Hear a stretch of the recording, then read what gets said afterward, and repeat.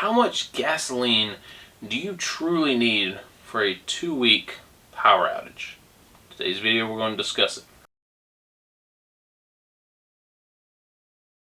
Hey guys, Titan Preparedness, welcome back to the channel. Today's video is going to be a numbers video. It's going to be a numbers calculating this, calculating that. So if this ain't your cup of tea, completely understand.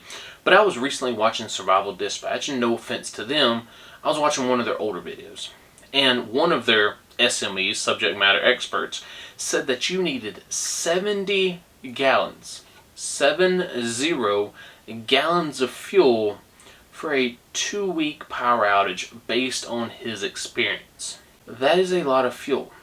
That is a lot of money to invest in something that you're going to have to constantly rotate, constantly be putting stabilizer in, find a spot to put it. Right now, gas is between $4 and $5 a gallon.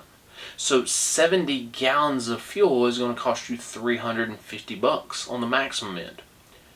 Plus, you got to find a place to put it. Unless you have an underground tank, where are you going to put it? You're going to put it in 5-gallon little buckets that are $15-20 a piece and only hold 5 gallons. That's going to cost you another, what, $200-400 just for the storage capacity. So you're going to spend almost $1,000 to keep your house running for 2 weeks. Now the man, again, not knocking him, not knocking Survival Dispatch, I actually really enjoy their stuff, but he was saying that he was running a 5,000 watt generator for half a day for 70 gallons. So it got me thinking, right, with the current generator that I own, which is a 4 kW instead of a 5 kW, how much gas would I need for a week? Instead of 2 weeks, let's do a week, and then kind of break the numbers down by that way. So most gasoline generators are going to have a fuel capacity on the gas tank and a runtime on the gas tank at 50%. So my generator holds 4.8 gallons of fuel, and it runs for 16 hours. If you do 7 days a week times 24 hours a day, that is 168 hours of runtime. Now I recommend not running your generator 24/7. A lot of people do, right? You do you, boo-boo.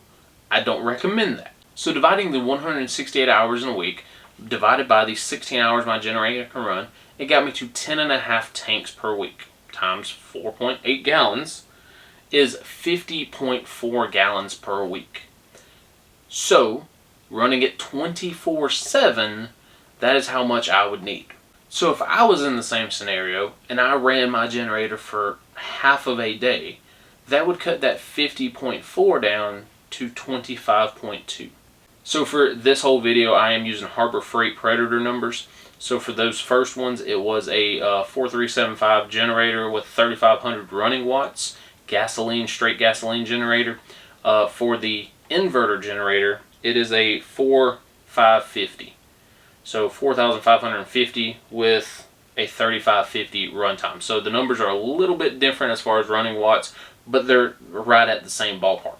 So with the inverter generator, I did the exact same thing. I divided the 168 by the runtime, times it by the amount of gallons fuel capacity used, and I've got 38 gallons per week, or 38.9 gallons per week. You divided that, 19.5 gallons. So 19 gallons per week to 25 gallons a week. One is an inverter generator you're going to spend a little bit more money on. One is a gasoline generator. It's going to be a little bit louder. It's still lower than the 35 gallons per week that the one man was quoting. Now, is there a way that we can lower that number? Is there a way where I can say, hey, listen, 10, 12 gallons per week, that's all you need? A lot of people, when the power goes out, if they have a generator, they start plugging everything up to it, right? They AC, fans, TV, cell phones, you name it, they're plugging it up, right? And as soon as the power goes out, they start that thing and they let it run until it runs out of gas or until the power comes back on. There's no in between. I won't say that they don't know how to run with a generator, but they think a generator needs to be full-time power. It's not. It's an emergency. That's why you're using it. So when it comes to emergency situations, drop it down to emergency situations, right? Think your fridge and your freezer and a CPAP if you need it, or something important like that if you have to have it, like an oxygen concentrator. But everything else is obsolete. Everything else is wasteful. I'm not going to go and start up my generator and sit there with my phone plugged up to it going, let me play Candy Crush, because that's not the idea behind a generator. But yet, a lot of people try their generators like that. They run their generators like that. So how can we get that number, that 19 to 25 gallons per week, how can we get that number lower? Well, one thing to remember is that your fridge and your freezer run on cyclic operations. Your fridge is not constantly running. Your freezer is not constantly running. They run on cycles. They cool down, then they warm up. Then they cool down, then they warm up. And when they warm up, that's when the compressor kicks on and it freezes it and it cools it back down a little bit. So if they're running in cyclic operations, why is your generator not running in cyclic operations? So the food in your fridge will stay good for about 4 hours. Your average freezer is going to stay good for 24 hours. So again, a lot of people, they'll plug that thing up and they will let it run until it runs out of gas. But why? If your average freezer can stay cold for 24 hours, why aren't you leaving it constantly plugged up for 24 hours? So now for the example that Survival Dispatch gave, the guy said he was only going to run his fridge for 10 hours, or his whole home for 10 hours. So I'm talking about half a day, now I'm cutting 2 hours off of it. So what I did was I times 10 hours a day for 7 days a week, that got 70 hours. I then divided that by the amount of time my generator could run and the amount of fuel it uses in that time. So it dropped it from 25 gallons a week down to 21 gallons a week. What about a 2-on, 1-off cycle? And this is for a fridge, especially, again, your freezer, once every 24 hours you should be good. Maybe once every 18 hours just to play it safe. 2-on, 1-off cycle, that is only 8 hours of runtime during a 24-hour period. That drops it down to 16.8 gallons per week. So we've gone from 25 gallons to 21 gallons, now we're at 16 gallons a week by simply plugging your fridge up for 1 hour and unplugging it for 2. Now, a fridge will stay safe for 4 hours. What if you plug that fridge up once every 4 hours, you let it run for an hour, and then you shut it back off? Every 4 hours puts you only running that fridge at 6 hours per day. That drops it down to 12.6 gallons per week. So what does all this mean, right? I'm a numbers guy. I'm throwing numbers out here, and you guys are like, what the hell does all this mean? We've gone from 35 gallons a week that you need to stock up on according to Survival Dispatch. You're running your stuff at a 5 kW generator at 10 hours a day. We dropped it down to 25 because I'm running a 4 kW generator, a little bit more efficient, but I'm only running it 12 hours a day, right? I'm running more hours, but a smaller generator. We're at 25 gallons a week.